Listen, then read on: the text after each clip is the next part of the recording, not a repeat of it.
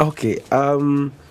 As you've just said, a lot is happening in this nation, and maybe we can just maybe take an example of what maybe happened during the tour of the president when he came to Western, more so to be specific, Mumias. When you try to bring some caution on what exactly is happening, but you realize that after he talked about it, then you come and there was intimidation and tells you that you only have experience of 2 years in politics or 3 years. So there's nothing you know about politics. And then I really wonder that indeed it's true that they cannot listen when we are trying to raise key issues that are affecting Kenyans. That needs to be heard. Yeah, and I raised very important questions regarding the bonus thing. Yes. I raised the important thing about the SHA thing.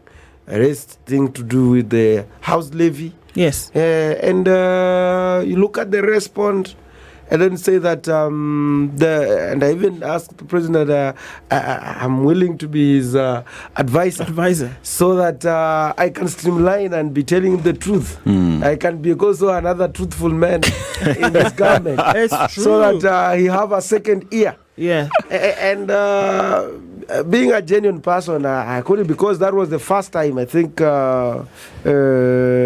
first time since he came into power, to be told in front of when he's seated that this is what exactly happening. So you were actually giving caution. Yes. And even not just in Huisero, this and Kakamega and western part of the country, not just this week, but even before. And I think it's great because it seems like you have this exact proverb is what you've been saying over the last couple of weeks, where you said, if you're not careful now, you will lose support.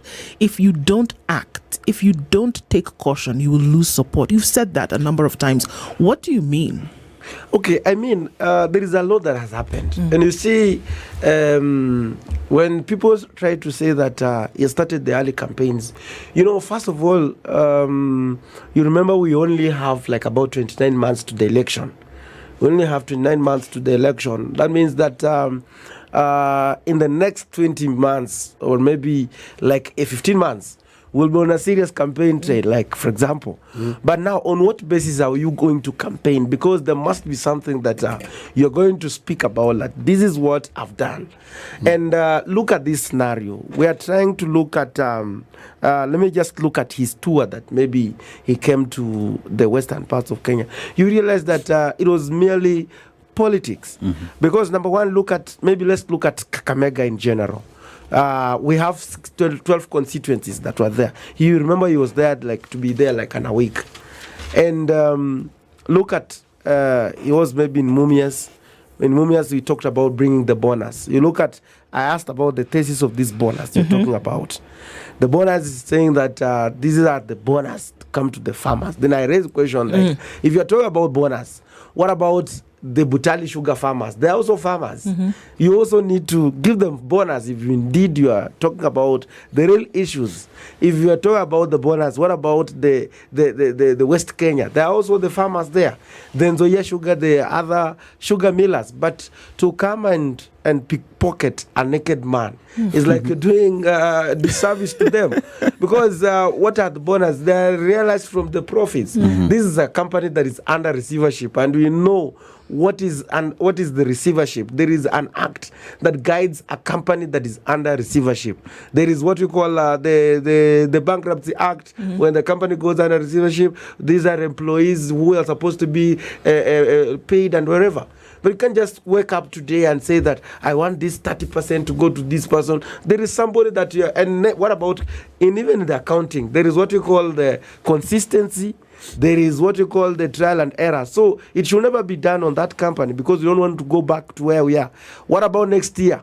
What if they don't give those bonuses that they are giving? And in fact, you'll find like they are starting to ignite maybe farmers.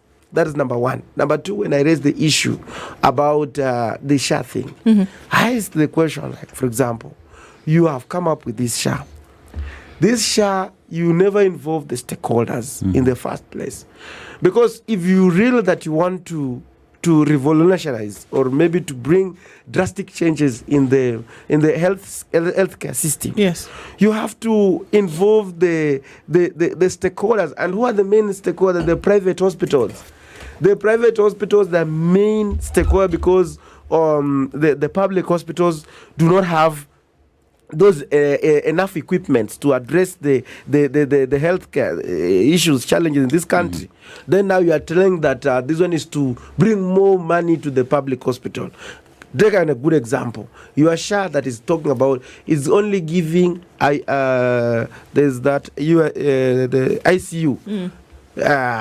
Maybe for those who have experience or have gone there, 4,500 a day, which ICU will offer that, hospital will offer that one. That's just, and then you're talking about people to register free. Is it a pyramid scheme that we are trying? Because the insurance is a pool that we should be pooling resources from here and here, and then we take a risk, and that is what we call the risk management.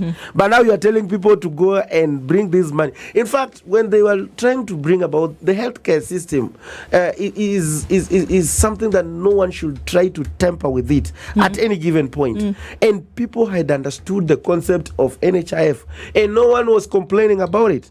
But just because of some few interests you come with it, even the ministry itself doesn't understand the concept. I remember even when we were going, members were going after passing the legislation or the act on the on a new SHA, whatever. Then they were also called again to be trained how that the SHA is going to work. So no one else understands about. Mheshimiwa, I have to ask you this: Yes. Are we saying that, as a member of parliament, with all the trainings that you people underwent, that Parliament as a body doesn't quite understand what this whole new scheme is about? Maybe I refuse to go and attend that meeting to be trained how the SHA is operating. Why?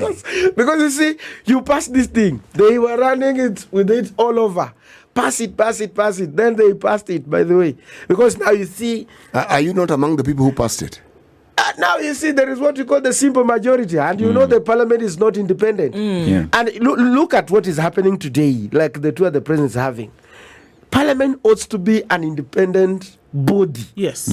But you see the Speaker of the National Assembly, that now is the one now talking about the government. If you speak, like when I try to speak about the SHA, he says that I should not talk about the SHA because I'm not eligible to use the SHA. Because we also have other policies that we use. Now, me as a person, as a citizen, I pay the SHA. Yes. SHA is with about 27,000 or 30,000 being deducted. So I should also be concerned to know this money that is taken away from me. How is it going to be spent?